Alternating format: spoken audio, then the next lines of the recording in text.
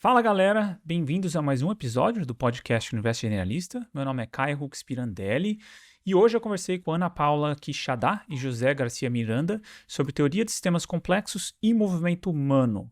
E nesse episódio eu contei com a ajuda do meu parceiro de projeto, o fisioterapeuta Bruno Marcella, que esteve de volta aqui no Universo Generalista para tocar essa entrevista comigo.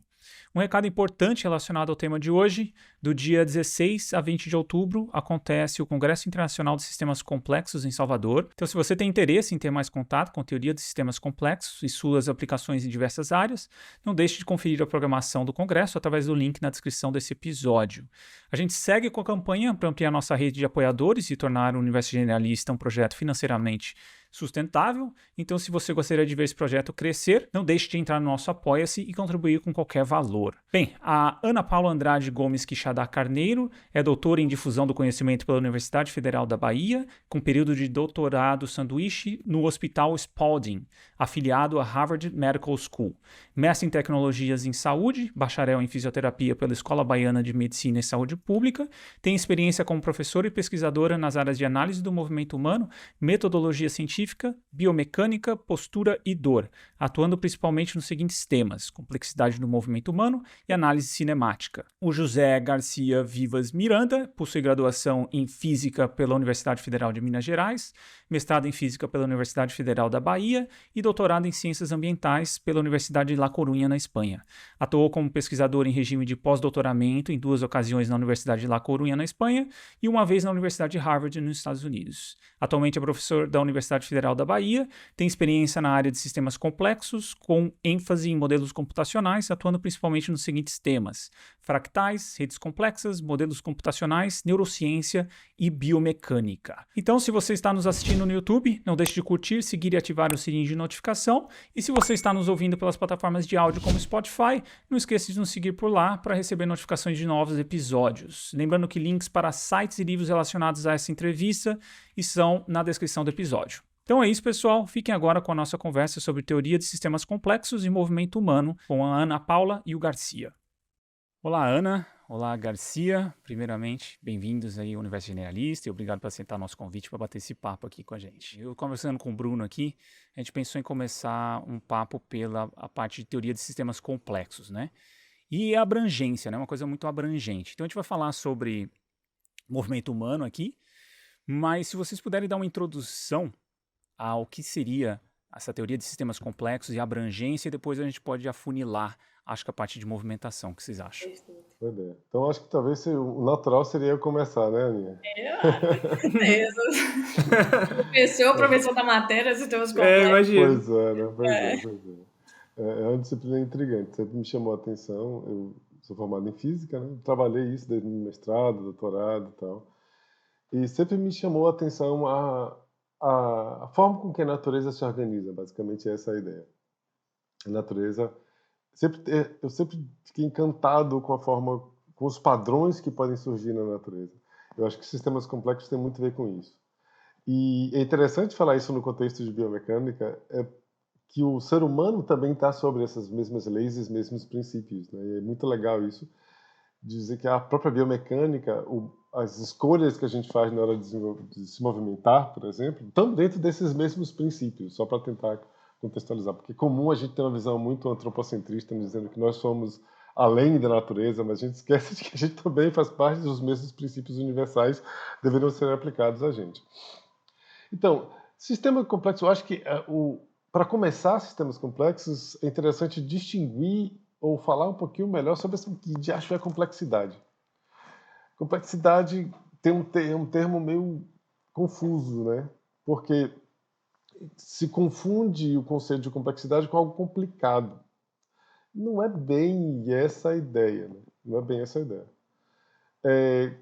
Complexidade é algo que está entre um meio, vamos dizer assim. A melhor definição é algo que está entre o meio de algo completamente ordenado, de um lado, e algo completamente aleatório do outro lado. Esses dois limites, eles são, como eu posso dizer, pouco prováveis na natureza, por incrível que pareça. O mais provável da natureza é o que está no meio dessas duas coisas. Está entre o meio, entre uma estrutura completamente organizada, como um cristal, e uma coisa completamente aleatória, como o ruído branco, aquele fio da rádio fora do ar e tal. Então a natureza encontrou uma forma de otimizada, extremamente otimizada em termos de economia, o mínimo de energia possível para ocupar o máximo de área ou de informação possível. Então, ele é um processo de otimização que leva a sistemas complexos, vamos dizer assim. Se eu fosse resumir de uma forma bem simples. É difícil resumir isso, mas... Legal. É legal. Mas não é complicado, é uma coisa extremamente simples. Essa é a parte bonita da história. E isso entra, Garcia, só tirar uma dúvida, isso entra como um comportamento emergente ou não? É isso? Definitivamente. É uma das propriedades fundamentais.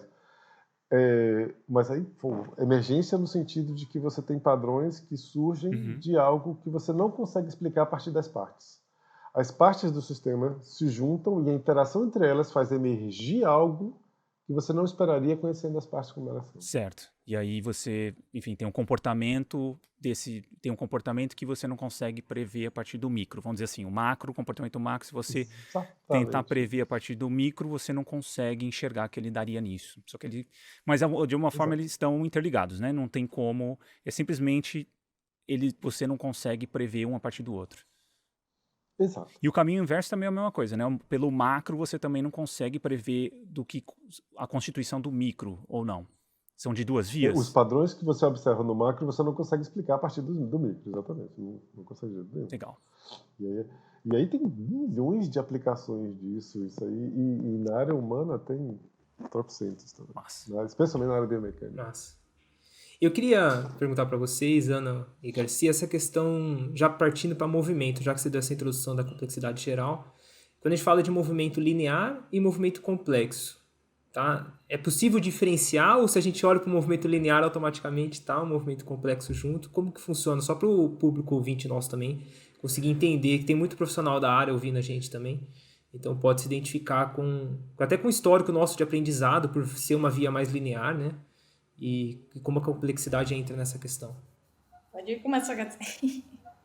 Não, pelo amor de Deus, já falei demais. Agora...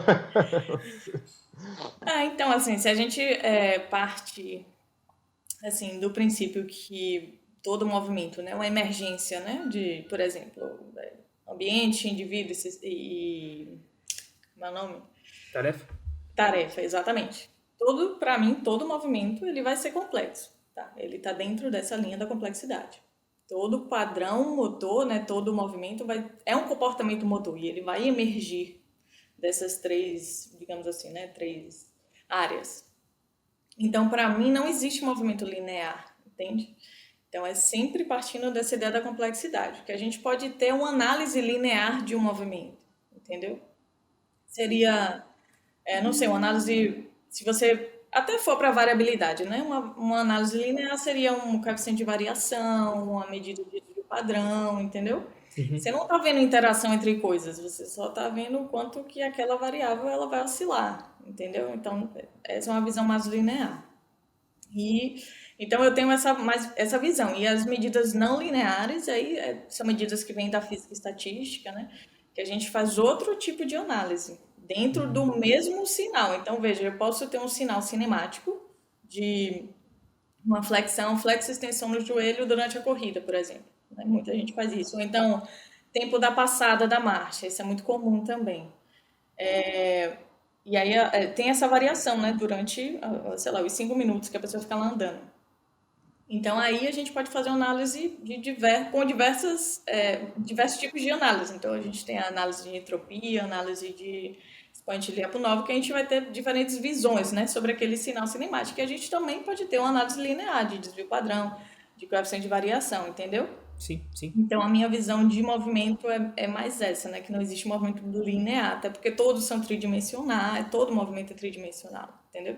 Então, a gente tem uma predominância, né? Então, por exemplo, para a corrida mesmo, né? A gente pode fazer uma análise bidimensional da corrida ali no plano sagital, que é o mais importante, né? Onde tem mais movimentação, né? Vamos colocar assim para a gente não ficar graduando.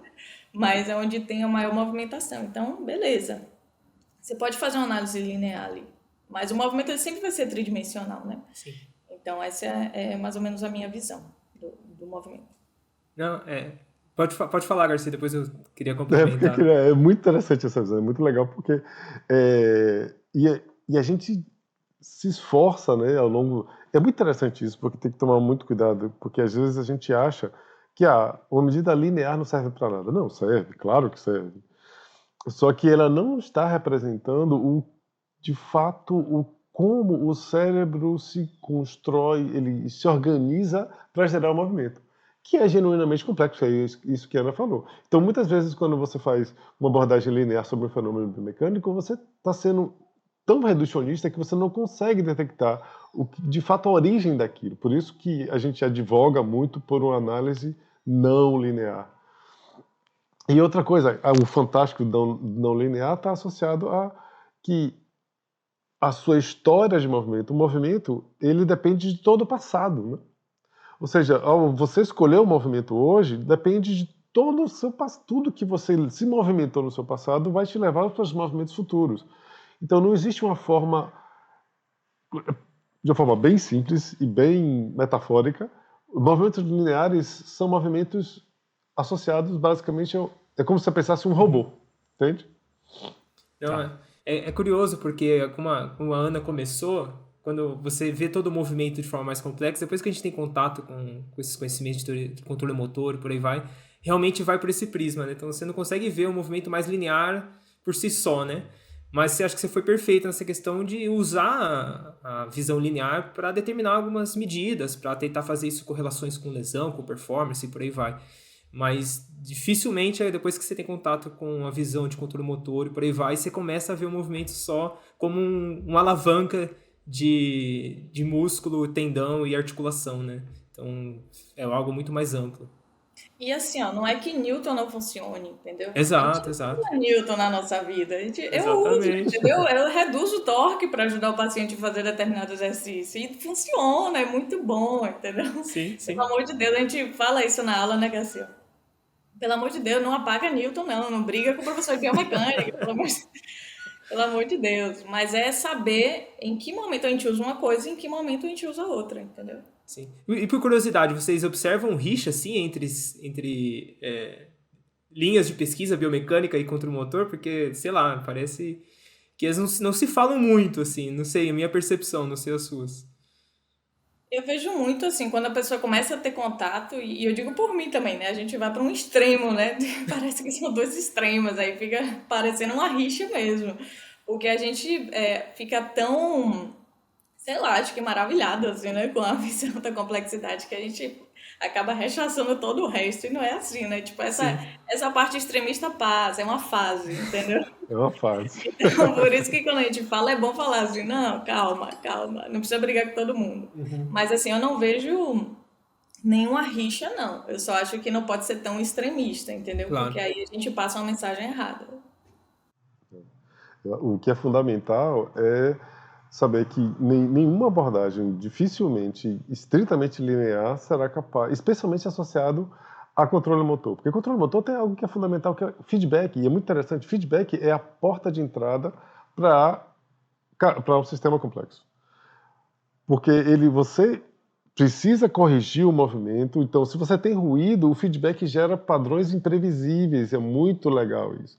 Então por isso que controle motor sem não linearidade é um pirulito sem palito. Não tem graça, entendeu? Sim. Boa. Sim. Faz total sentido, né? Acho que tem um limite, né? Acho que a questão da perspectiva mais linear, ela bate até um limite, e se você quer entender o fenômeno, que é um fenômeno biológico complexo, você tem que trabalhar com essas vias mais complexas, né? E até entrando mais na linha de estudo de vocês, né? Como é que foi um caminho, por exemplo, para você construir a complexidade do movimento, em termos de estudo mesmo? Quais são as variáveis que foram trazidas à tona? Né, como foi a construção desse conhecimento através de estudos e até de análise biomecânica? Eu quero começar, porque é muito interessante isso aí. Nossa, essa pergunta é uma pergunta maravilhosa. Engraçado, eu já participei de algumas apresentações, ninguém nunca me perguntou isso.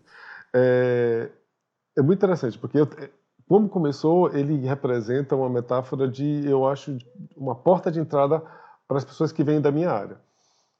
Que eu estava no grupo interdisciplinar, onde você tinha biólogos, fisioterapeutas, médicos, físicos, matemáticos, e as pessoas estavam discutindo algumas questões do movimento.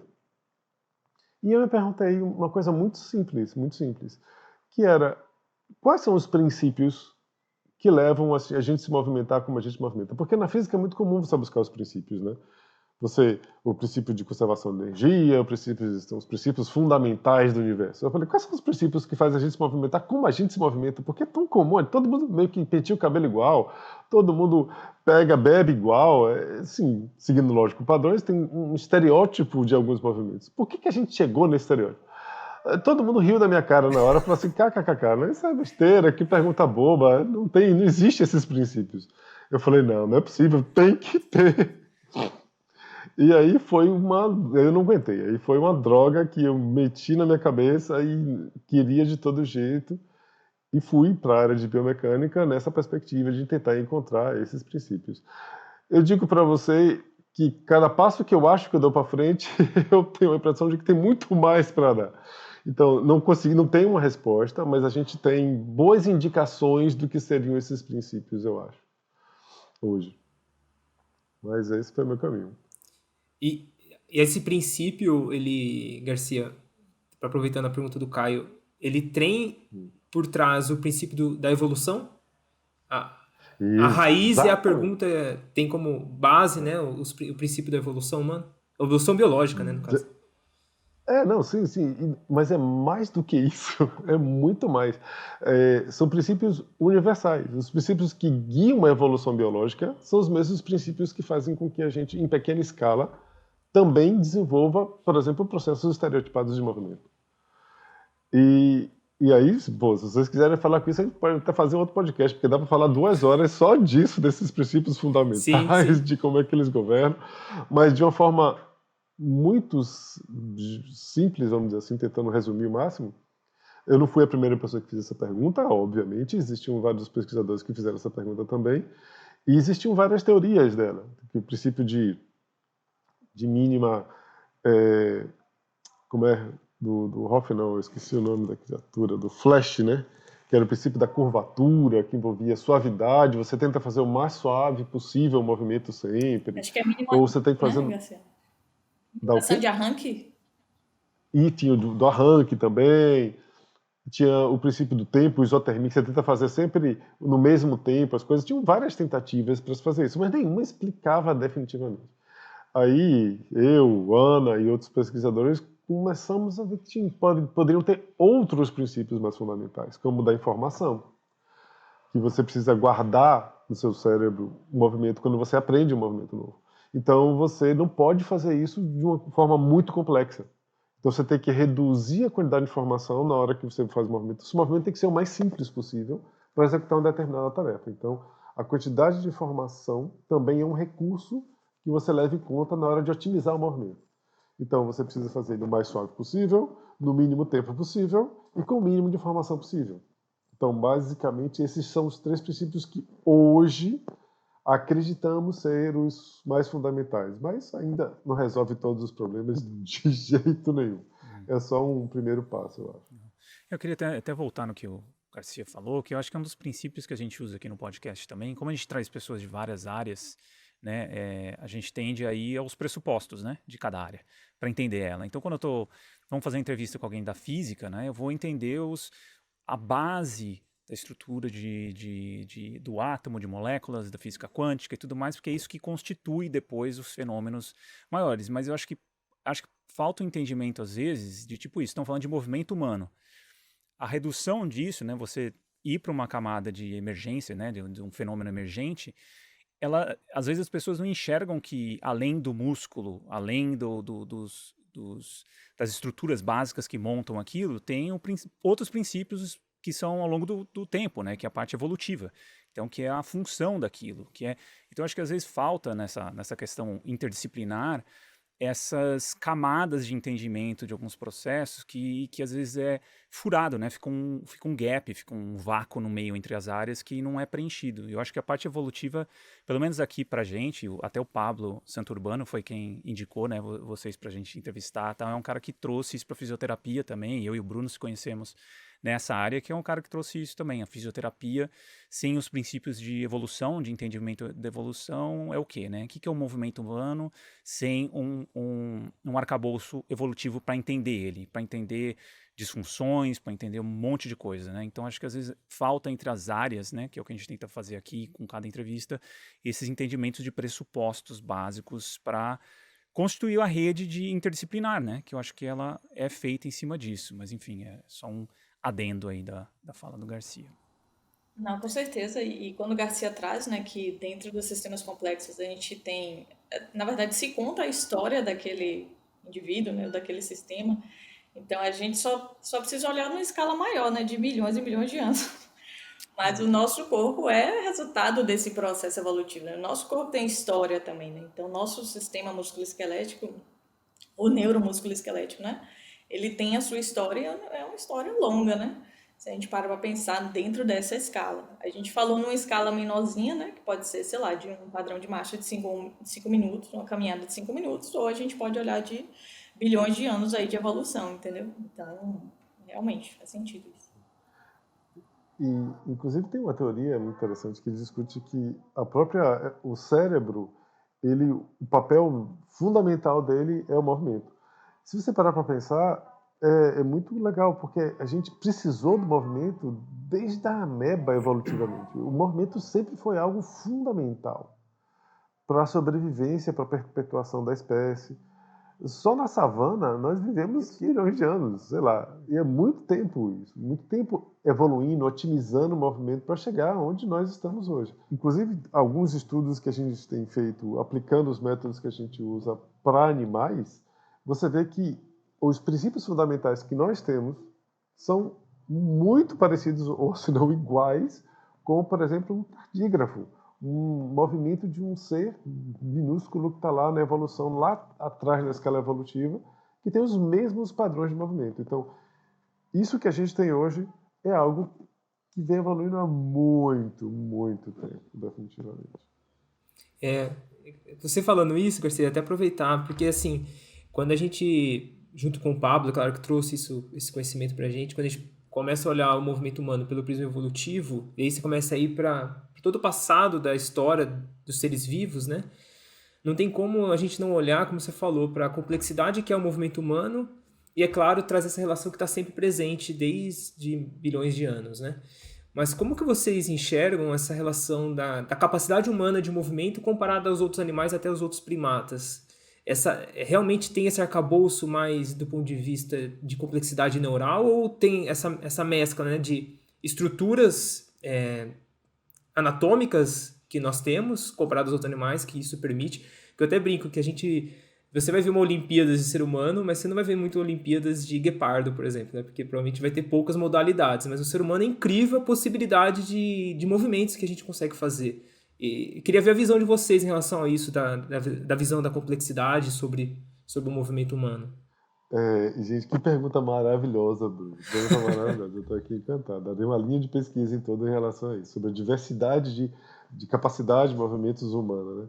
Mas, assim, o que a gente sabe hoje, em termos das pesquisas que a gente tem feito, basicamente é que não tem, dos princípios fundamentais, não tem diferença nenhuma. Caraca. Em termos de princípios fundamentais. A forma com que nós otimizamos o movimento são ipsis literis para todos os animais. E olha que nós estamos pegando em vários pontos da árvore evolutiva e todos têm o mesmo padrão. Pode ser que tenha, por isso que eu falei que sua pergunta é fantástica, uma questão sobre a diversidade ou a flexibilidade, mas eu não sei se é tanto assim não, sabe? É mais uma questão social, tal, mas a pergunta é fabulosa. Não, e assim, ainda que a gente tenha, sei lá, um maior número de possibilidades, mas o processo de otimização com 5 ou com 50 possibilidades é igual, entendeu? Então, independente do número, ou da abundância, né, que a gente tenha, que forma o nosso corpo extremamente adaptável, ainda assim, o processo de otimização é igual ou muito parecido, né? É que assim, eu consigo entender porque eu já li algumas coisas sobre isso e eu até vi a aula do Garcia essa semana. Mas você conseguiria passar para o ouvinte nosso o que seria essa padronização? Que, tipo, qual que é essa constância Porque pra mim tá muito fácil, acho que talvez pro ouvinte tá meio que esse gap, né? Assim, o que é igual a gente? Porque a gente tá falando de uma ameba, como assim a ameba é igual a gente, né? Boa pergunta, né? É fácil, né? Dá para passar tranquilamente. Assim, pensa o seguinte, primeira coisa, deixar bem claro para os ouvintes de que é, existe uma padronização. Entender o que é essa padronização, né? Por exemplo, quando você penteia o cabelo, basicamente todo mundo tem o mesmo padrão. Você sabe identificar. Você olha, vê alguém penteando o cabelo e fala, aquele cara está penteando o cabelo. Mesmo que ele não tenha uma escova na mão, você faz assim, você fala, ó, penteando o cabelo. Então existe um padrão meio que estereotipado que surgiu a partir da evolução, de um processo de aprendizagem, uma evolução. Tá. E aí, por que esse princípio, por que você chegou nesse valor, nesse princípio? Então, imagine que você quer pegar uma garrafa ou alguma coisa. A primeira questão é o tempo, são os chamados recursos. Nós temos recursos finitos. Não sei se vocês sabem, todo mundo vai morrer. Então, o tempo é um recurso finito. A gente tenta fazer as coisas o mais rápido possível. Só que se você faz excessivamente rápido, você pode ter problemas com a sua estrutura musculoesquelética, você vai gastar uma potência de energia, muita energia por unidade de tempo, que também é outro recurso. A energia que você tem disponível para executar um trabalho, ele também é outro recurso. Então, esses dois princípios são fundamentais, de que você tem que fazer o mais rápido possível, só que usando o mínimo de disponibilidade de energia por tempo possível. Porque se você não tem uma potência gigante. Então, aí surge o que a gente chama de suavidade. Então, você tenta fazer ele o mais rápido e o mais suave possível, para também não danar. Então, esses princípios, esses dois, você consegue observar em toda a escala evolutiva nos animais. A gente consegue detectar isso e medir isso, é interessante isso. E o último é de simplificação. Você pode, por exemplo, tentar pentear o cabelo fazendo assim e depois girando. Você precisa simplificar o movimento. Por quê? Porque a quantidade de informação que você precisa registrar para isso é finita também, que é outro finito. O seu HD é finito, então você precisa minimizar e fazer o mais simples possível. Até aí, tudo lindo, maravilhoso, faz sentido, tal. O genial da história, o fantástico que entra na complexidade, é que na hora que você pega o padrão que a gente chama de scaling do movimento, ou seja, se eu faço um movimento pequeno, eu tenho uma velocidade. Se eu faço um movimento maior, mais longo, eu aumento a minha velocidade. Quando eu pego esses scalings, ou seja, o tamanho do deslocamento e a velocidade, existe um padrão que a gente chama de lei de potência, que é um padrão típico da complexidade, típico de fractais, de coisas complexas e tal, que ocorre também desde do tardígrafo lá, da galinha. Quando eu vi que a gente se comporta igual uma galinha, eu fiquei assustado, rapaz. Mas é igual. Ele tem o mesmo padrão de scaling que um ser humano. Então, esses padrões são...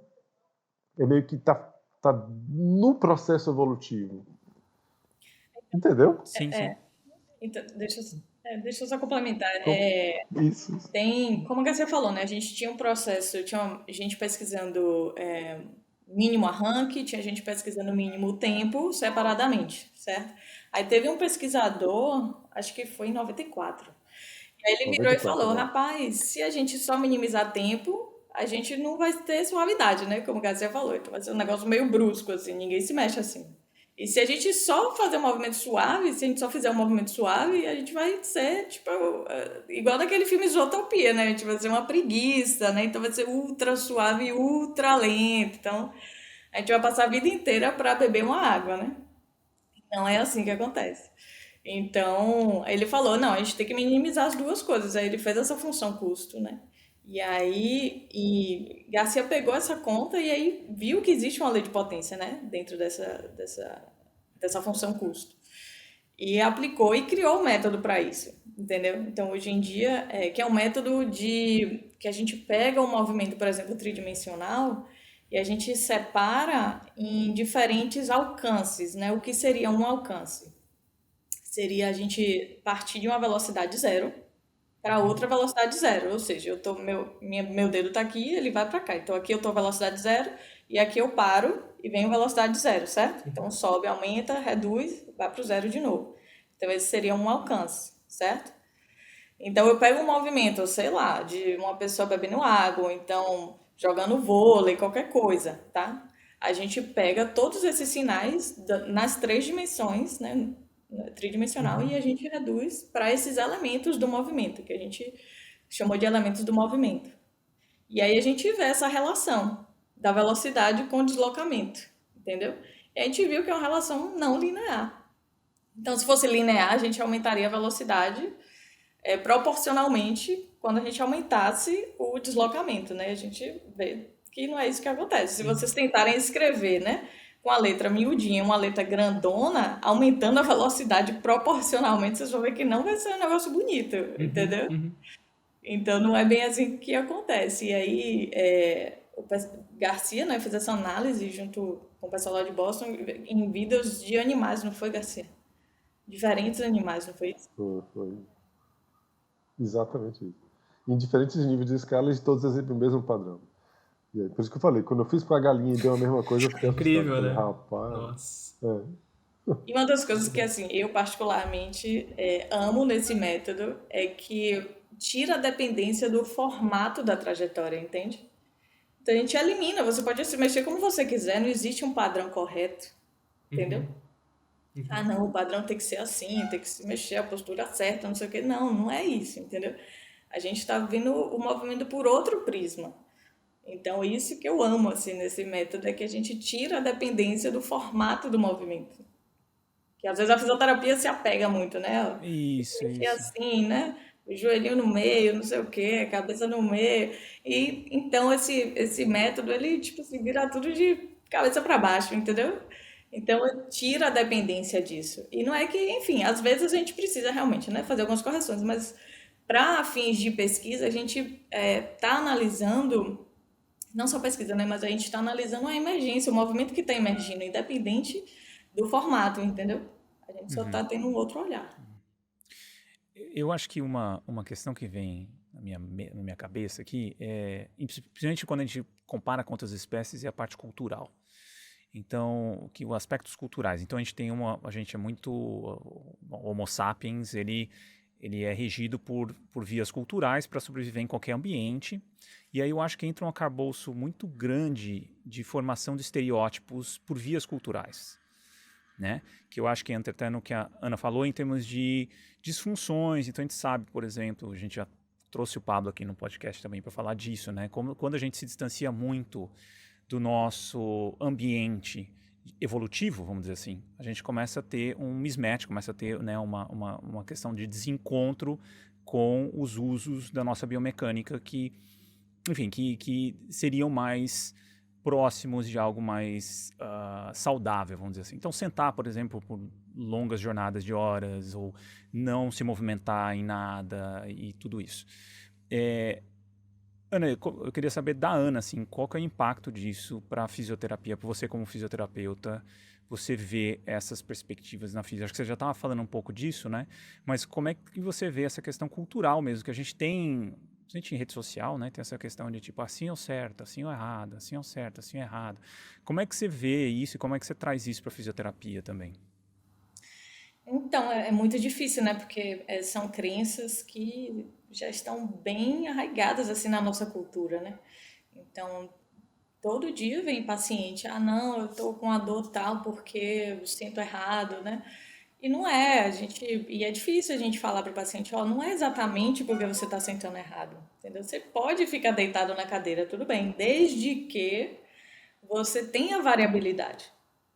Então, você não é para você ficar 4 horas direto sentado na mesma posição, entendeu? Muda a posição, o corpo pede que você mude a posição, entendeu? Às vezes falta a gente escutar mesmo o corpo, né? O que é que ele está sentindo de necessidade ali naquele momento.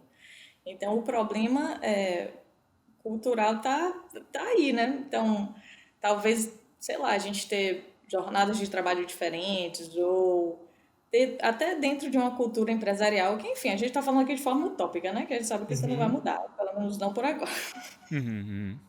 Mas modificar um pouco isso, eu acho que teria impacto, sim, dentro enfim, dentro das dores musculoesqueléticas, né? Dentro dessa prevalência. Então, não é que precisa ter uma ergonomia certinha, entendeu? Ah, é bom ter uma cadeira regulável, né? Pelo amor de Deus. Eu sou baixinha e eu sofro, porque o meu pé fica no ar, então eu preciso de um apoio, entendeu? Eu sei que minha perna vai doer se eu não tiver esse apoio. Mas eu sei que eu preciso me mexer. Quando eu faço muito trabalho administrativo, assim, que eu fico agoniada, meu corpo não aguenta, porque, assim, fisioterapeuta trabalha com o corpo também, né? Então a gente se movimenta, a gente sobe e desce, faz movimento de exemplo, então a gente é muito ativo. E aí o corpo tá acostumado com isso. Então quando eu fico um turno inteiro, assim, sentada, eu fico, meu Deus, levantando toda hora, então eu fico distraída, é um inferno. Então é difícil, né? Sim. A gente quebrar essas crenças para os pacientes quando chegam. E a nível assim, cultura. E uma cultura é difícil da gente mudar, né? Então, demora Uhum. muito tempo. Mas que bom que a gente já está começando, né? Eu estou vendo muitos fisioterapeutas batendo nessa tecla, né? E que bom que a gente está começando, mas a gente vai. Eu não sei nem se eu vou estar viva para ver de verdade Eu essa também. mudança. Mas que bom que a gente está começando, a gente está fazendo nosso trabalho aqui. Sim, sim. É, quer falar alguma coisa, Garcia? Senão, por Eu favor. quero, eu Fala, quero. fala. Muito legal esse que atrás. E tem algo também fundamental na cultura com que os eu tô de fora, eu posso falar. É, O Caio também. Eu também. O Caio é Caio mais vai criticar fisioterapeuta os que muito fisioterapeutas. fisioterapeuta que eu conheço. Nossa, que é essa perspectiva complexa da abordagem fisioterapêutica, da fisioterapia, que é, se você pensa, que isso, exatamente isso que a Ana falou, se você pensa que o corpo é um sistema complexo, adaptativo e emergente, então o movimento ideal para aquela pessoa é único dele. Você não tem um estereótipo que você precisa mexer ali para fazer daquele jeito, tal, etc, etc. Não. O importante é você saber se ele chegou no ótimo dele. E aí a parte louca que eu acho que eu tô brincando, mas eu acho que os fisioterapeutas hoje em dia já começam a perceber isso quando eles vão na clínica, eles percebem que cada paciente é único. Tem uma abordagem que uma vez um psicólogo conhecido, Gonzalez Reis, ele conversando com ele, ele falou: é como se você estivesse numa cena do crime, que é único, você não tem a mínima ideia do que aconteceu lá, você só vai pegar as pistas para tentar descobrir qual foi o culpado. Mas as pistas são únicas, cada crime é único, entendeu? Uhum. Então, entender o que é melhor unicamente para o paciente é o ideal. E aí, o que a gente busca nas nossas pesquisas com a Ana é justamente buscar, sim, mas qual é o caminho que eu devo, qual é o norte que eu devo seguir para saber se aquele indivíduo, com o movimento dele, nas limitações dele, chegou no ótimo possível dele. Sim. Entende? E aí é onde entra a complexidade, onde entra as nossas pesquisas, o que a gente está fazendo. A gente acredita que a gente tem essa forma. A gente acha que sabe identificar isso. Legal. Eu queria, antes de a gente partir para essa parte mais aplicada, né, dessas teorias dos sistemas complexos e falar de movimento, por aí vai, o Caio tocou num ponto, e você também, dessa individualidade e a questão de cultura, né? A gente teve também no podcast, depois o Caio vai caçar aí, que eu não lembro, que a gente falou sobre gêmeos, né? Entrevistou uma pesquisadora aqui da USP também que estudava sobre padrões comportamentais, por aí vai, sobre gêmeos. E é muito observado que mesmo gêmeos separados na infância desenvolvem características parecidas, muito parecidas. Então, o papel da genética nesse processo. Não sei se vocês já pararam para fazer essa pergunta ou se vocês já buscaram alguma coisa do tipo. O papel da genética na emergência do movimento. Vocês já, por exemplo, até a hipótese que a gente pensou era estudar gêmeos se movimentando. Será que é diferente gêmeos comparado a outras pessoas? Porque é muito característico até de pai e filho. Você, putz, o moleque anda igualzinho o pai, né? É muito interessante esse lance do papel da genética. Queria ver a visão de vocês, porque eu e o Caio a gente ficou filosofando quando a gente teve essa entrevista. É só, Ô, Bruno, venha trabalhar com a gente, Bruno, pelo amor de Deus. Só tem ideia boa. é só passar aqui pro pessoal. É o episódio 73 com a Tânia Boa, Lucci, Caião, valeu. aquela que é do Laboratório de Gêmeos da USP. Então a gente levantou essa questão da parte genética do indivíduo. E até entrando nessa também, quando eu vejo os vídeos do podcast aqui, né, no YouTube, eu me movimentando, eu vejo meu irmão porque a gente é muito parecido. Então os trejeitos que eu acho que a questão com os gêmeos é que assim, que com os gêmeos separados na infância, desde o nascimento, eles ainda têm um padrão motor próximo. né? É bem próximo. Tem pouco estudo, mas é algo fantástico para se estudar.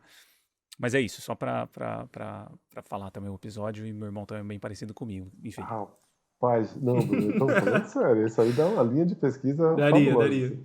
Mas daria, fantástico. Um doutorado fácil. Isso Olha, aí. E especialmente com as ferramentas que a gente tem. E é muito legal isso que você está falando, porque é justamente isso. Existem padrões estereotipados gerais, mas também existem padrões que estão associados individuais. Eu sempre faço nas minhas aulas, eu coloco uma figura, uma silhueta de Charlie Chaplin caminhando. Você bate o olho e você vê claramente, ali é Charlie Chaplin. Ele tem um padrão individual dele. Esses padrões individuais podem estar associados, e eu imagino que com certeza estarão associados com estruturas, com questão genética mesmo. E aí é que está, até onde vai isso? E por isso estou dizendo que é um trabalho fantástico, a proposta é fantástica, porque a gente tem ferramenta para caracterizar isso, entendeu, Bruno? A gente pode dizer, será que o padrão de scaling de dois gêmeos é o mesmo? Será? uhum. Será que tem nuances que são diferentes? É uma pergunta fabulosa. Legal. É louco mesmo, eu nunca li nada assim, pelo menos de controle motor. Eu até dei uma pesquisada depois que a gente ficou conversando, mas não tem nada assim na literatura com esse Pois é. viés, né? Tipo, genética e padrão de movimento pela complexidade e tal. Mas Pois faz é, sentido ter, nunca vi né? nada mesmo. Mas faz sentido, a gente Faz vê, sentido ter. né? Algumas coisas. Minha sobrinha anda igualzinho o pai. Impressionante. Impressionante. Eu acho que tem a questão, sempre essas vias duplas quando a gente fala de seres humanos, da parte cultural, de morar junto, viver junto, né? E tem a parte genética, mas eu acho que é óbvio que vai ter algo genético para garantir variabilidade, né? Então, tipo assim, porque senão, é o que a gente falou aqui em várias áreas aqui que a gente já explorou, é vantajoso ter variabilidade comportamental, estrutural, tem que ter porque você vai selecionar nem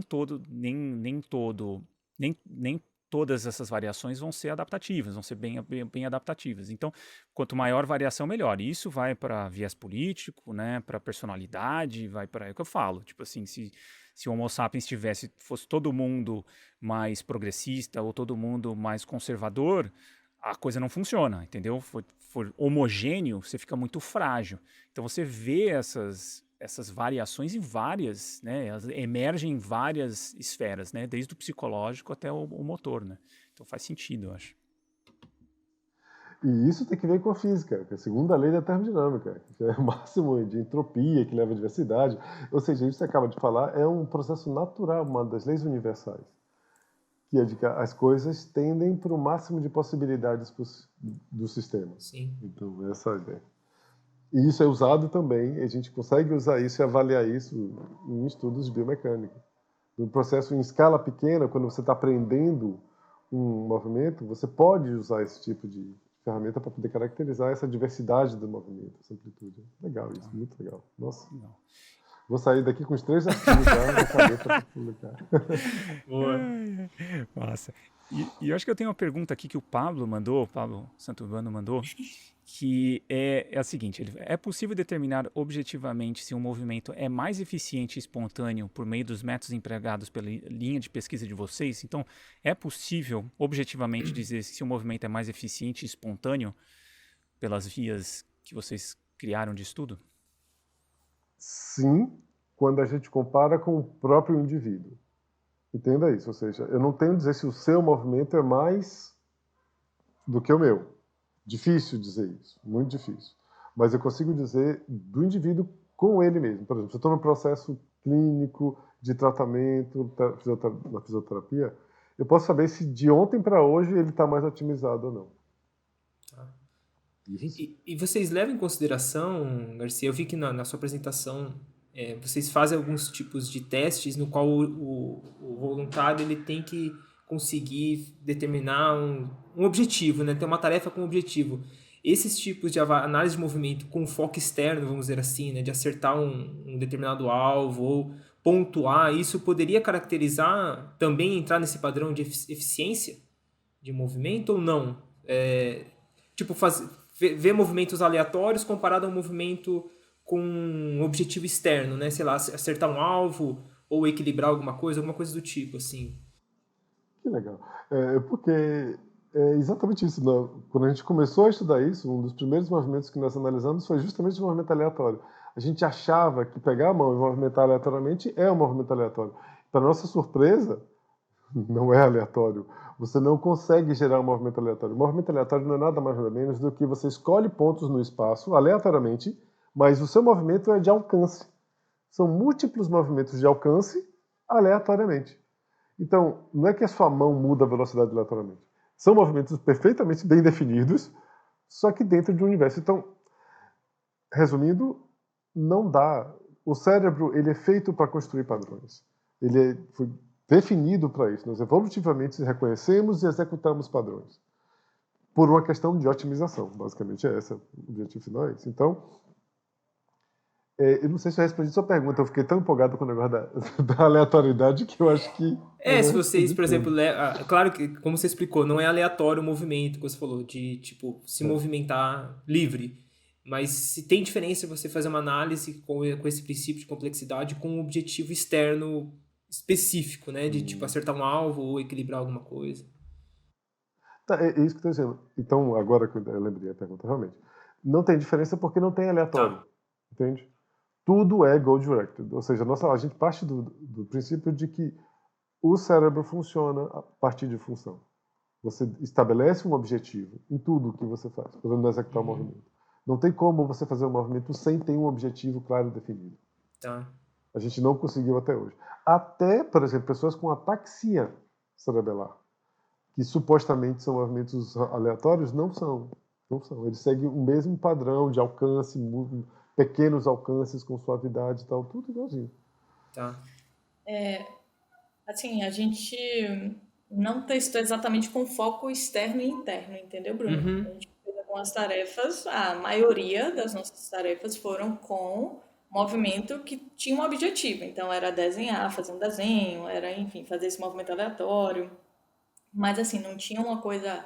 A gente até fez, né? No meu trabalho, a gente tentou focar em diferentes tarefas, Tá. mas a gente não testou essa questão de foco externo e interno. A gente pediu para o pessoal chutar uma bola e tal, né? Que aí seria um foco externo, por exemplo, entendeu? Sim. E esse foi o papel da nossa discussão, mas a gente não tem como afirmar, não foi o nosso objetivo. A gente não tem N para isso, entendeu? Para Entendi. afirmar isso. Mas o que a gente viu para diferentes tarefas, então a gente viu na marcha também, onde você não vai pensar, eu vou botar meu pé naquele local ali, entendeu? A gente viu que na marcha era um pouquinho diferente esse grau de otimização, digamos assim, esse alfa, né, da lei de potência. Era diferente de um movimento de alcance normal com o pé, por exemplo. Tá? Então a gente viu que isso talvez seja modulado pela tarefa. E faz sentido realmente, né? Tem tarefas que a gente vai prezar mais por minimizar o tempo do que o arranque. Não precisa dessa suavidade toda, talvez, né? Sim. E outras tarefas não. Talvez a gente precise de mais suavidade, menos arranque, enfim. Então isso a gente viu que pode modificar com a tarefa, entendeu? Entendi. Mas especificamente de foco externo e interno, a gente não testou, entendeu? Assim, resumindo a minha insignificância de físico, vocês poderiam me explicar o que seria foco interno? Desculpe. Ô, Garcia, foi mal. O foco externo é quando a gente pensa a gente dá um objetivo de tarefa para a Não, pessoa. externo de boa. É Pronto. interno. Interno seria, bota o seu joelho para dentro, bota o joelho para fora, eleva sua mão acima da cabeça. Aí seu foco tá na mão, entendeu? O seu foco não tá em pentear o cabelo. Seu foco está na mão que vai para sua cabeça, entendeu? E tem vários trabalhos, né? A Gabrielle Wolff, né, uma pesquisadora que tem vários estudos sobre foco interno e externo. E aí o foco externo, ele sempre ganha, né, entre aspas, do foco interno, seja de, sei lá, de qualquer variável que ela queira analisar, sempre é melhor você fazer com foco externo, é mais efetivo, né, o movimento do que com foco interno, entendeu? Legal. Porque, enfim, o Bruno pode me corrigir aqui, né, do que eu já ouvi dos físios amigos. É que essa questão quando você dá um foco externo, a parte de movimentação, vamos dizer assim, o caminho de movimentação para fazer a tarefa, ele acaba sendo mais, vamos dizer assim, espontâneo, vamos dizer assim, mais o padrão de movimento daquela pessoa. E que se você alterar, às vezes você, por vias, por exemplo, com o objetivo de um tratamento, vamos dizer assim, fisioterapêutico, que você, às vezes, trabalhar mais a mudança de tarefa, ou você dá ordens de tipo, faz mais devagar, faz mais geral e não tanto, mão aqui, braço ali, tal, tal, tal, você teria uma forma diferente, uma forma de organização diferente do movimento. Mais espontâneo ou talvez mais eficiente.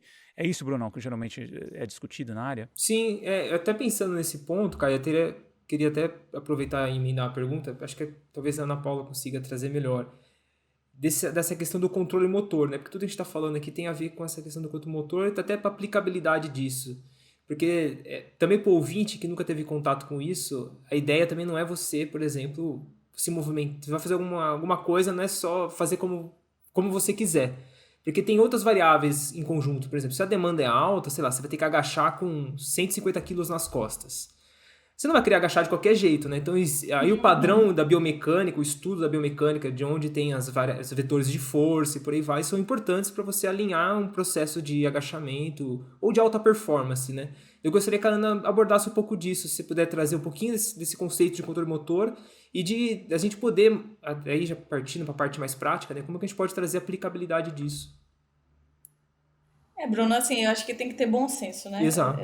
Você vai tentar aplicar tudo que é muito teórico para a prática, né? Por isso que você não pode ser extremista, né? Então, você não vai falar para uma pessoa puxar 150 quilos sem agachar de verdade, né? Trazer o peso para perto do seu corpo, né? Você minimizar um pouquinho o torque, né? Não tem como você fazer isso, né? Pega de qualquer jeito. Óbvio que a sua hérnia vai explodir, entendeu? Sim. Vai acontecer isso. Então, a gente tem que ter um pouco de bom senso na hora de indicar o que fazer. Mas, por exemplo, hoje em dia eu tenho feito muito assim quando eu quero, por exemplo, fazer uma estratégia de quadril no agachamento para um paciente. Aí eu tenho colocado para o paciente não, quando for agachar, ele não levar o joelho para frente, né? Então, isso é bom para quem tem tendinopatia patelar, por exemplo, a gente treinar um pouquinho esse padrão.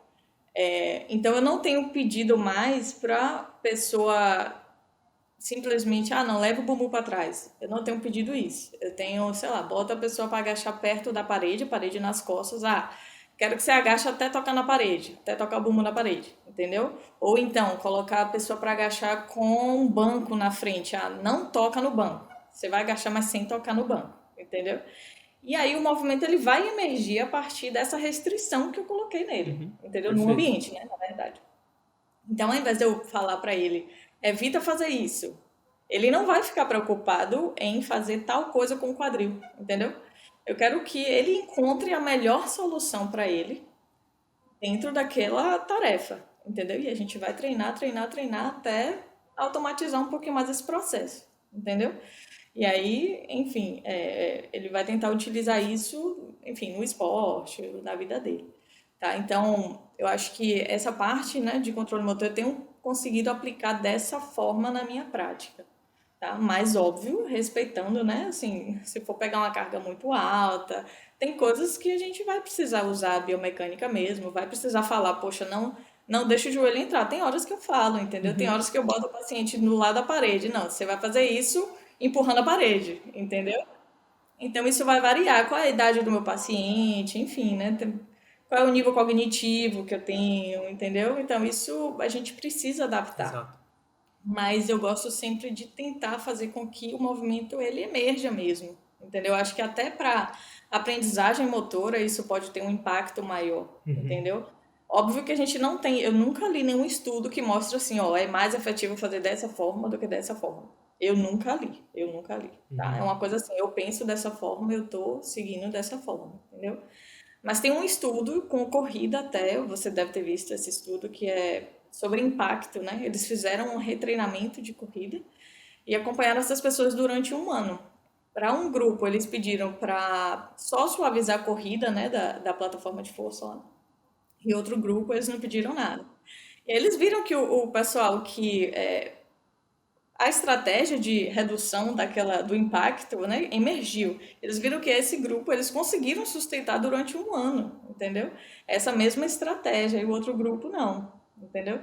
Então, isso dá indícios de que, talvez seja uma estratégia legal para a gente manter esse aprendizado, entendeu? Do que, por exemplo, você virar e falar, sei lá, agacha com o joelho para fora, quando você vira as costas, o joelho entra, entendeu? Então, acabou a ordem, acabou a estratégia, entendeu? Sim, Então, eu acho que vai um pouco nessa linha, pode ter impacto em algumas questões da reabilitação, sem dúvida. esse pensamento aí. Sem dúvida. Esse estudo, ele realmente, o foco foi externo, né? Ninguém pediu para aterrissar de antepé e por aí vai. A minha linha de mestrado, a gente vai trabalhar com corredores com dor femoral e eu quero ver os efeitos, do ponto de vista biomecânicos e clínicos, de uma intervenção com corrida descalça. Porque tem já observado que o calçado ele tem uma influência, né? Na geração do comportamento motor. E tudo indica que quando você tira o calçado, você mexe em variáveis que são favoráveis, entre aspas, para a redução de sobrecarga da articulação do joelho. Então, e é um feedback, não é um feedback, na verdade eu estou mexendo no ambiente que automaticamente vai inferir no output, né? E por aí vai na mudança de comportamento motor. E é uma via totalmente sem comando nenhum, eu só vou tirar o tênis dele, a ideia é a gente fazer um processo de intervenção gradual e vamos ver os efeitos disso, mas falta muito ainda na nossa área essa questão de usar mais esses conhecimentos para do que você tentar realmente implementar um padrão que você quer e deixar algo fixo e rígido, né? Como na natureza isso não ocorre, né? Isso naturalmente aparece e por aí vai. E uma pergunta, nessa questão de suavização do movimento, né, de movimentos suaves, tem alguma coisa a ver com atletas de alta performance, por exemplo, eles tendem a ter essa característica, por exemplo, de suavização do movimento complexo? Esse é o processo que eles alcançam a alta performance, é por essas vias ou não? Tem alguma coisa a ver ou não? Tem ideia? Tem algum estudo a respeito? Não?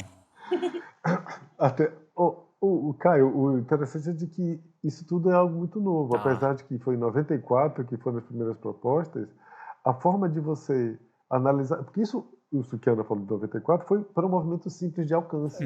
Para você fazer um simples movimento de alcançar algo. Tá. Então, essa abordagem para movimentos mais complexos surgiu agora. Por isso que estou dizendo, tem um leque de possibilidades. E essa é uma delas. Estou falando, eu estou saindo com 3 linhas de doutorado aqui nessa reunião. Essa é uma delas, de fato. Tem um trabalho de um aluno, o Arivan, que está trabalhando com a gente, que está estudando CrossFit. Ele está querendo ver atletas de alta performance, de baixa performance, que começaram agora, que estão mais antigos, para ver se esse padrão de suavidade emerge. O que a gente tem em resultado que ainda não está publicado, que a gente começou a analisar, são dados de Tai Chi Chuan. E a gente percebe que sim, esse padrão existe. Existe para pessoas que estão expertas em Tai Chi Chuan, mas é normal isso, porque suavidade em Tai Chi Chuan é o objeto da tarefa, entendeu? Então é normal que isso aconteça. A gente quer saber se e no caso de esportes de alta performance, que você precisa ter uma potência muito grande, será que isso funciona também? Tem um doutorado sendo feito agora para isso. E também vai depender, eu acho, também da tarefa, né, Caio? Porque tem tarefas que tem que ter muito arranque, entendeu? Vai depender do esporte, vai depender assim, do que você quer analisar. Seria um movimento de um atleta, mas em tarefas do dia a dia, ou seria na tarefa mesmo, o esporte que ele faz, entendeu? Porque aí vai depender da tarefa. A gente viu que o alfa, né, a métrica, ela também vai depender da tarefa, né? Então, o comportamento motor ali depende da tarefa. Então, assim, depende de onde eu estou tentando pensar, assim, né? Porque se fosse, sei lá, atleta de boxe, o alfa ia ser muito louco, né? Sim. Um negócio com muito arranque, né? Então, a gente tem muita potência, né, em esporte. Então, não sei, eu acho que talvez não seja a mesma coisa de você pegar uma garrafa para beber água, entendeu? Sim. Então, vai depender realmente do que você está analisando. E além de performance, outra variável que seria a lesão, tem algum estudo assim ou uma linha de pesquisa já que consegue identificar a variabilidade, histórico de lesão, ou alguma coisa mais prospectiva, assim, acompanhamento, ou ainda está muito cru também? E aí, Garcia, com o médico? Não, é você aí, a Natália. Você e a Natália que são expert nisso aí. Né? Porque eu não estou preocupado com lesão, eu estou preocupado com os princípios fundamentais. Se vai lesionar, é você que tem que se preocupar. Tem sido uma linha de pesquisa também nova, né? Sim. principalmente lesão no esporte, o esporte está trazendo isso, né, de uma forma muito, está puxando a gente, né? A musculoesquelética ainda está bem atrás, pelo que eu vejo, mas ainda está muito incipiente, sabe, Bruno? Sim. O que eu tenho visto de análises são com análises de entropia, análises com DFA, que são essas análises de scaling, né, que a Garcia já mencionou. Mas assim, ainda muito. A gente ainda tem muitas limitações, né? Assim, que método a gente usa, né? Que ponto a gente usa? Limitações metodológicas, né? Mas tem sido assim uma área bem promissora. A gente fez um trabalho que a gente até a gente aplicou no Congresso da SONAV para ver se o resumo é selecionado, mas que a gente viu diferenças na medida de entropia entre a perna, assim, corredores com histórico de lesão. Quem tinha histórico de lesão numa perna e outro, né? A gente comparou a perna com o histórico de lesão e a perna sem histórico de lesão. A gente viu que teve diferença, né? E esse não é o único artigo, né? A gente tem outros artigos também que veem diferença, onde tem histórico ou não, né? E a perna com histórico de lesão tem uma regularidade maior. Então, o sinal é mais regular, entendeu? Como se tivesse menos diversidade na movimentação, entendeu? Tá.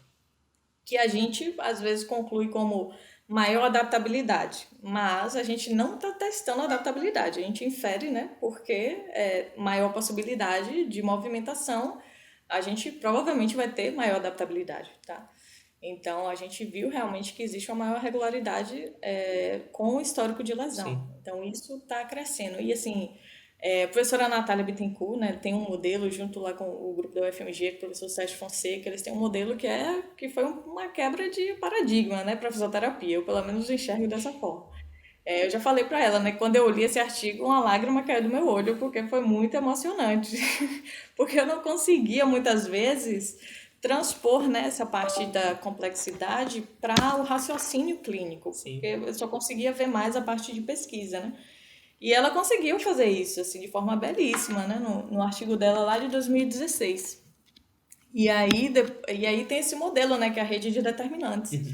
Então, a gente tem todas as variáveis biomecânicas, a gente sai de entender as lesões como um único fator de risco, entender as lesões como a emergência de um perfil de risco, entendeu? Então, beleza, eu posso ter, sei lá, uma pronação excessiva e um valgo dinâmico, mas isso só vai acontecer, essa lesão só vai acontecer se eu aumentar o meu volume de treino, entendeu? Sim. Então, eu preciso ter interação entre as variáveis, porque o meu sistema ele é complexo. Então, esse padrão vai emergir a partir das interações entre esses componentes do sistema, né? E aí o professor Sérgio depois traz uma outra publicação em que a ideia, né? E a ideia deles é ter uma variável que represente o todo, digamos assim, e que quando uma das partes se modifique, essa variável global ela vai se modificar, entendeu?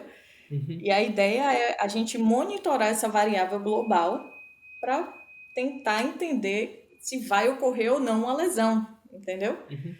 Que seria o micro, né? Então a gente dá uma olhada aqui no macro. Beleza, o macro variou, oscilou, opa, alguma coisa está acontecendo aqui no micro para estar emergindo esse padrão aqui, entendeu?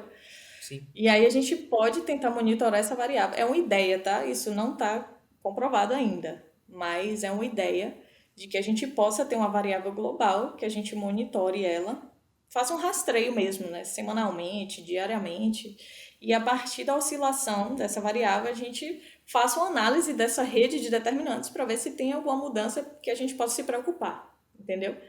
Então, a ideia, eu acho que as pesquisas podem migrar para esse padrão, né, de emergência de lesões, monitorando essas variáveis, que a gente pode fazer com análise de entropia, análise de DFA, enfim, com outro tipo de análise.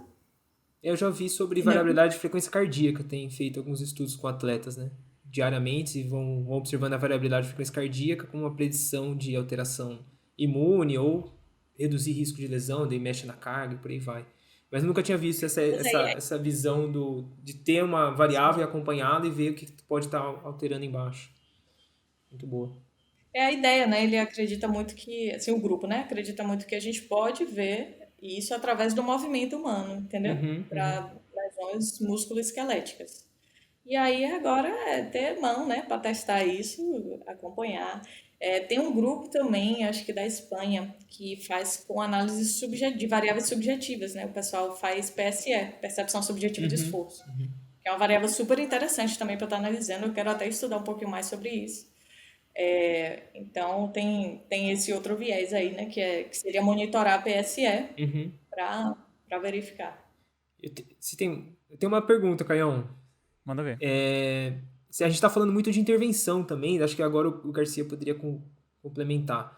Quando a gente fala de análise, né, hoje a gente precisaria de todo um sistema, né, para poder entender uma análise de sistema complexo, por exemplo, variabilidade. E dificilmente um clínico hoje ou um profissional teria acesso a essas ferramentas, né? Principalmente um Vicon ou um Abstract. Como vocês observam hoje a linha que tem crescido sobre utilização de markless, né? Sem marcadores, e tem até alguns recursos aí só com câmera de celular, dois celulares, você já consegue emergir padrão de movimento 3D. Como vocês observam hoje com a inteligência artificial, vocês acham que isso pode ser mais acessível na clínica ou ainda tem muito campo a ser estudado? Nossa, essa pergunta boa. Rapaz, por que que eu tô falando? Porque esse é algo que a gente estuda desde 2008. Era essa angústia. Eu lembro que Norberto, um professor que trabalhava, começou tudo isso no nosso grupo, ele dizia, o médico, quando você vai no médico, a primeira coisa que ele faz é passar um raio-x, um exame de sangue e tal. O fisioterapeuta não tem esse exame. Ele chega, olha para você e tenta construir uma avaliação sua. Então, é importante ter um método, um instrumento que seja capaz de analisar e medir. Foi por isso que a gente tentou fazer o CVMob, que é um software gratuito e tal, que a gente disponibilizou aí, open source, que é usando câmeras, mas é bidimensional. Uhum. A segunda versão que a gente fez do CVMob já era para três dimensões, que era usando duas câmeras. Inclusive, internamente ele tem isso, a gente só desativou, porque a gente percebeu que já era demais pedir para um fisioterapeuta fazer bidimensional. Não é por nada, não é por incapacidade, é por questões de tempo mesmo. Imagina o que é um fisioterapeuta botar duas câmeras, medir a distância para fazer a avaliação. Isso não faz sentido. O ideal seria ter da mesma forma que você tem um laboratório para exame de sangue, você tem um laboratório para exame biomecânico, que você possa receitar, olha, vai fazer um exame biomecânico ali, leva e você vão ter técnicos que vão fazer essa avaliação e te dar um laudo. Esse seria o sonho. Inclusive tentamos implementar esse laboratório no CEPRED, não deu certo. A Aninha e eu, quando fomos para Boston, a Aninha sabe que é isso, lá no hospital de reabilitação existe esse espaço, é muito, imagine, você Sim. tem no hospital um lugar que você possa ter laudos sobre a estrutura biomecânica, etc. Isso é fantástico. Então, só que o momento em que nós estamos vivendo hoje, Bruno, é um momento muito especial, nesse sentido, de tecnologias. Hoje em dia, tem até aqui, ó, só para você ter uma ideia. Vocês conhecem isso aqui? É um óculos de realidade virtual. Sim. Isso, é o Quest 2, fazendo propaganda do Quest. Esse negocinho daqui, você sabe que ele é um Vicon portátil. Ele tem 4 câmerazinhas infravermelho, são as mesmas câmeras do Vicon, e eles pegam os controles dele e tem no espaço tridimensional esses controles com precisão milimétrica. Então você consegue, com um óculos desse, ter um Vicon em casa, com, sei lá, R$3.000. E você consegue fazer a análise do movimento dele em tempo real, ali, inclusive com o paciente, tem a distância, se você quiser. Então, e isso daqui, toda essa abordagem é utilizando inteligência artificial. Isso é o padrão básico dos óculos de realidade virtual que estão saindo hoje. É você ter um mapeamento, a nova versão desse negócio, ele tem um mapeamento da casa inteira. Então, que você tá, do ambiente inteiro onde você está. Então, hoje, em termos de instrumento, você dizer, olha, eu não quero fazer biomecânica porque não quero ir para esse caminho porque não tem instrumentos, os instrumentos são caros. Não, não tem. Não tem justificativa. Você tem aplicativo de celular, você pode fazer isso com câmera, software gratuito, você tem isso tridimensional com uma precisão fantástica. Então, o grande problema é mudar a cultura do fisioterapeuta. Eu acho que esse é o grande problema. De tentar chegar e falar assim, olha, existem ferramentas de fazer isso. Eu sei que é difícil, porque o fisioterapeuta tem que fazer tudo, né? Assoviar, chupar cana, fazer escambau. Ele tem que fazer isso e fazer a própria medida, porque não existem isso. Então, mas nós acreditamos aí, é uma crença mesmo, que estamos desde 2008 nessa crença, de que se a gente tiver um instrumento razoavelmente simples, softwares que sejam razoavelmente práticos, você consegue implementar isso na prática clínica. E você tem uma resposta muito mais precisa para o seu paciente. E a gente luta por isso, inclusive agora eu estava escrevendo um projeto de pesquisa aqui do CNPq, tentando fazer justamente isso, usando realidade virtual, para fazer a avaliação biomecânica de uma forma mais simples possível. O cara coloca o óculos, jogue lá, e você já tem no final um relatório biomecânico, pelo menos dos membros superiores, Sim, por exemplo. sim. Eu acho que Não sei se eu respondi Não, foi essa pergunta. perfeito. Eu acho que tende a baratear, né? Se essas tecnologias vão sendo cada vez mais para jogos. Eu acho que é engraçado isso, né? Como as tecnologias funcionam de forma paralela, né? Conforme a indústria de jogos tem que baratear esse tipo de equipamento, você, como resultado na área da saúde, você pode ter mais barato esse tipo de sensores também disponíveis para fazer esse tipo de estudo, né? Eu acho que antigamente também, pelo menos pelo que a Valéria falava, né, a esposa do Bruno, que foi aqui do podcast também, que quando falava no laboratório de biomecânica era uma coisa de equipamentos imensos e caríssimos. Então acho que também pode democratizar um pouquinho esse processo, né? De tipo, putz, o Bruno tem uma ideia, ele consegue testar uma hipótese minimamente ali, ou tentar, tipo, pelo menos ter alguma noção de que se aquilo faz sentido ou não previamente, não precisar de um laboratório imenso, né? Então, eu acho que isso tem avançando muito rápido, né? Todas essas áreas de tecnologia, inteligência artificial também. Ó, Garcia, deixa eu defender minha classe aqui, viu? É porque pra gente realmente é muito complicado, né? Nosso dia a dia é muita correria. Não tem como a gente pegar um Excel, botar lá X e Y, né? Fazer um traqueamento lá do pontinho. Não tem tempo pra isso. Não Sim. tem, entendeu? Então a gente precisa disso aí que você tá fazendo o projeto. Um relatório, eu quero um relatório na minha mão, entendeu? Em 5 segundos. E acabou.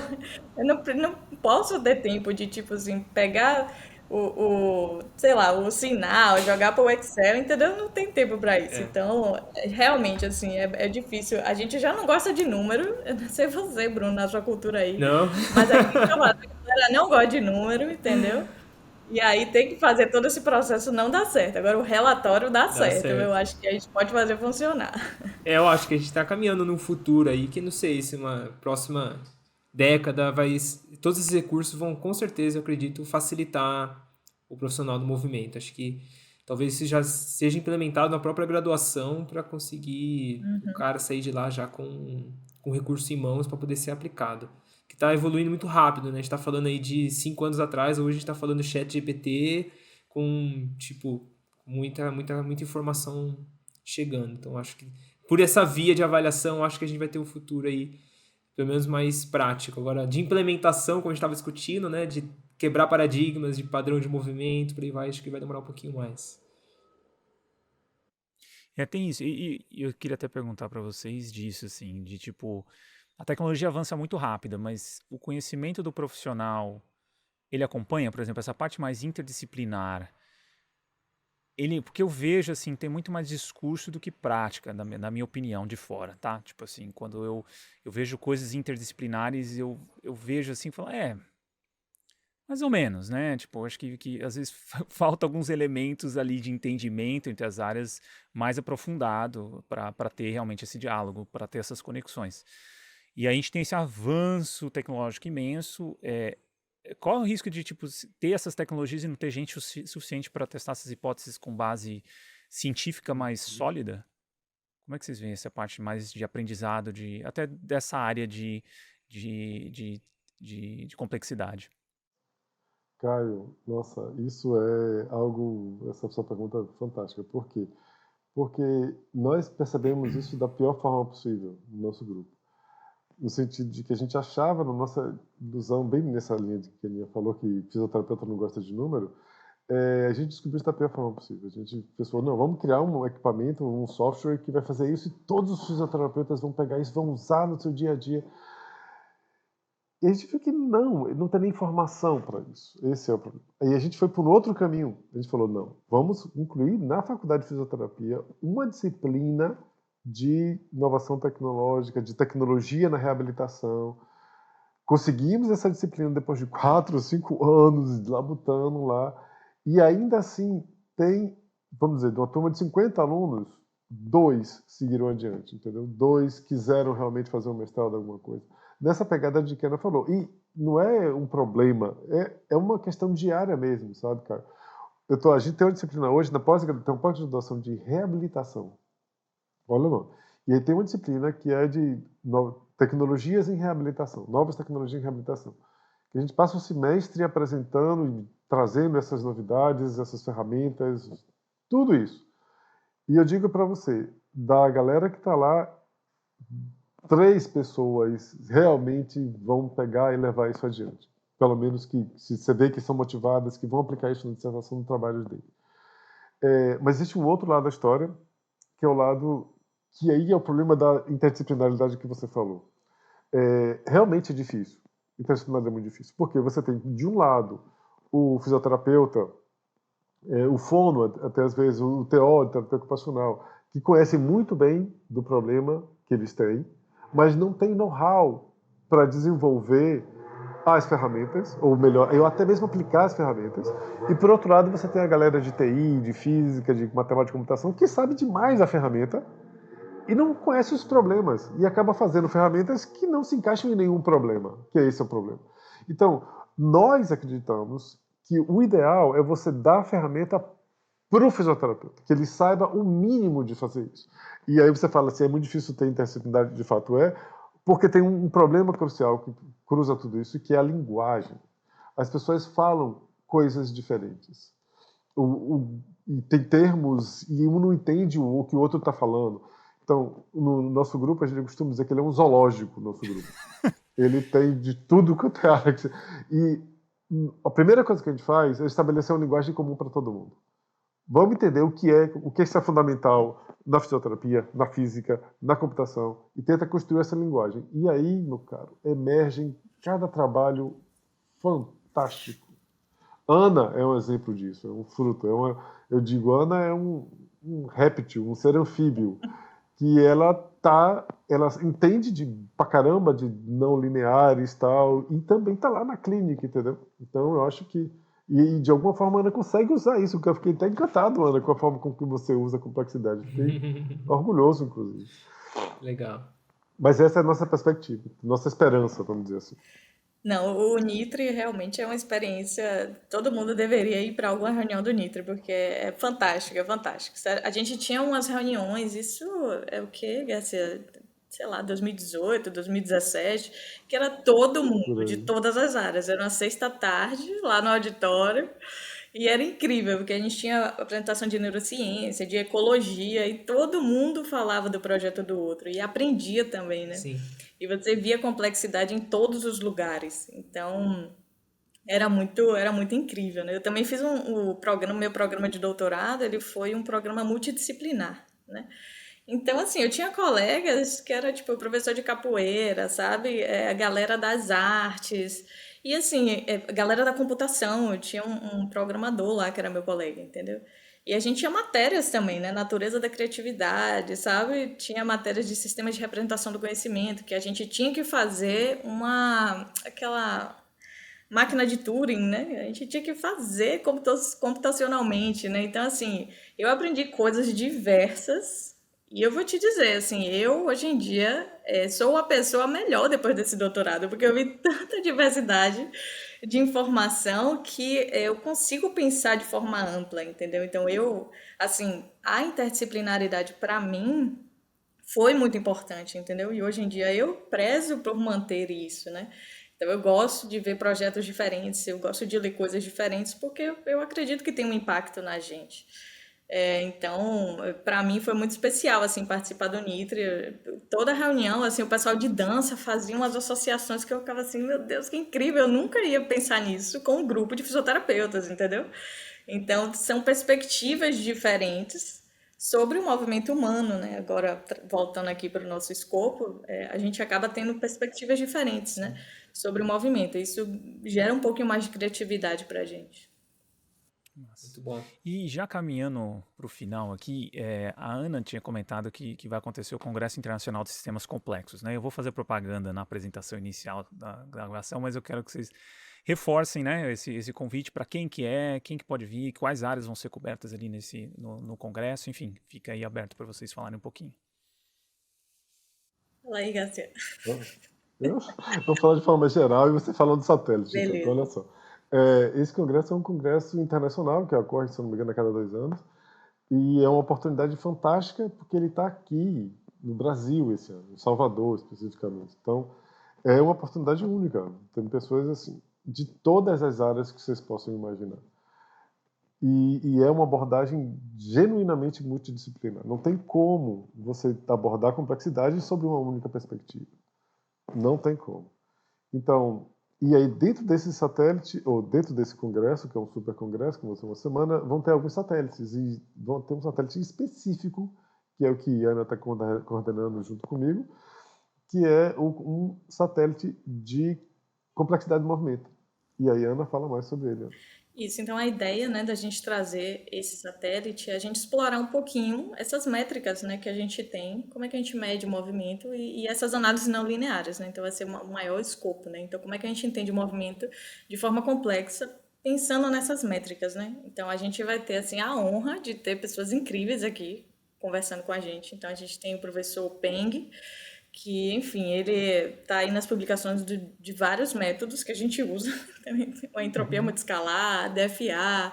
Então, assim, é uma honra ter o Peng aqui com a gente vai aprender muito. Tem o Jean-François, que é um pesquisador lá de Boston, né, que estava com o Garcia aí no desenvolvimento dessa métrica de otimização. Jean-François é fisioterapeuta, né, canadense, e aí ele vai explicar um pouquinho também como estão esses trabalhos dentro do escopo da fisioterapia e tal.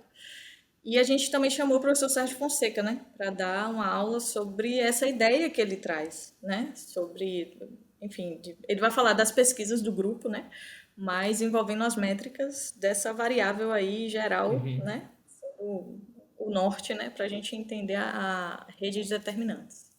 Então, eu acho que vai ser um satélite bem, bem legal. Vai dar para a gente discutir bastante coisa aí sobre movimento e complexidade. Muito bom. Beleza, pena que é tão longe, pra gente é longe. Isso que eu ia falar.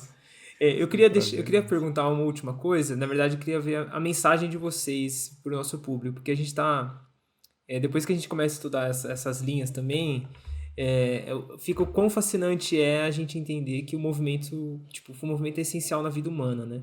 E o Caio, a gente fala que pelo prisma evolutivo, algumas coisas parece que é a hipótese nula, né? Então, o movimento deveria ser hipótese nula, né? O não movimento que deveria ser a pergunta a ser feita, né? Quem faz já de física é o padrão que deveria ser analisado como hipótese nula, né? Não sedentário.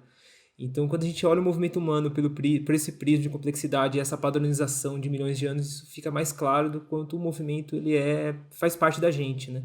Eu queria que vocês deixassem uma mensagem para os nossos ouvintes, para quem está com dúvidas sobre começar uma atividade física ou não, e o quanto o movimento se exercitar é importante, porque é um trabalho diário que a gente tenta fazer, mas que realmente...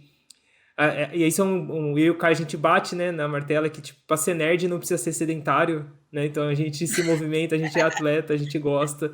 Então, por favor, fique à vontade para destrinchar sobre isso. Rapaz,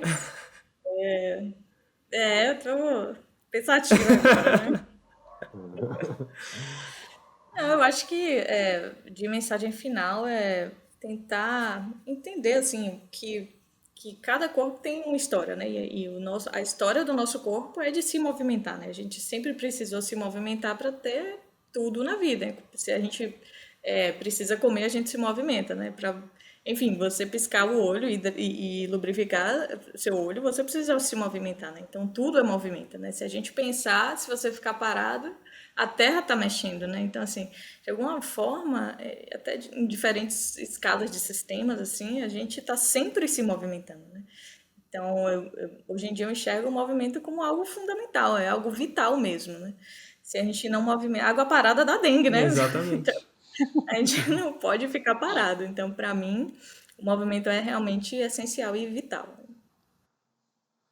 E dentro dessa perspectiva da complexidade, eu costumo dizer que é um momento único da história, eu acho. Nós temos know-how, tecnologia, então se você tem interesse em analisar e trabalhar, tem um mínimo de interesse nessa perspectiva, o momento ideal e perfeito é agora, sabe? Procure pessoas, vá para pós-graduações, corra atrás, tente estudar um pouco mais sobre esse tipo de abordagem, porque a crista da onda é agora, o momento é agora. E o Norberto sempre falava uma coisa de que a tecnologia, né, em todos os aspectos metodológicos e tecnologia física mesmo, é como se fosse um avião. Ou você entra nele e voa com ele, ou você vê ele passar. Então, e ver ele passar significa que você vai ficar para trás. Então, é bom a gente começar a pensar nisso como uma forma de um novo paradigma das nossas abordagens do movimento. Muito bom. Boa. Valeu, Ana. Muito obrigado, Ana Garcia. Valeu, gente. Com certeza a gente vai ter vocês. Com certeza vamos ter vocês de novo aqui para outros temas e outros diálogos, porque o tempo foi curto ainda. Muito obrigado. Obrigadão, gente. Valeu, pessoal. Beleza. Falou, galera. Até a próxima. Obrigado por ouvir esse episódio até o final. Se você gosta do nosso trabalho, não deixe de contribuir financeiramente com ele através do nosso Apoia-se. Você encontra o link na descrição do episódio. Tornando-se apoiador, você saberá de antemão quem são os nossos próximos entrevistados e poderá enviar suas perguntas, além de poder sugerir temas e pessoas para entrevistarmos.